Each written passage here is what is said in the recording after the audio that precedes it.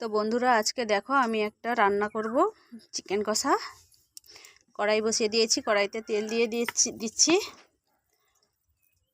কড়াটাও গরম হয়ে এসছে। এবার আমি আলুটা ভেজে নেব। দেখো এবার আমার আলুগুলো কি সুন্দর লাল লাল করে ভাজা হয়ে এসছে। এবার আমি একটা পাত্রে এগুলো নামিয়ে নিব। থালাতে আমি এই যে মশলাগুলো সব রেডি করে নিয়েছি। গোটা লঙ্কা, এলাচ, ধনেপাতা, টমেটো, কাঁচা লঙ্কা।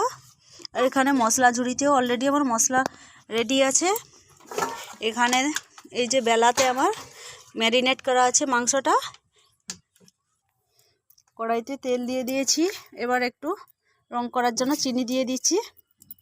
এর উপরে আমি দিয়ে দেব এলাচ, গোটা লঙ্কা। তেলটা রং হয়ে এসছে, এরপরে আমি দিয়ে দিচ্ছি গোটা লঙ্কা।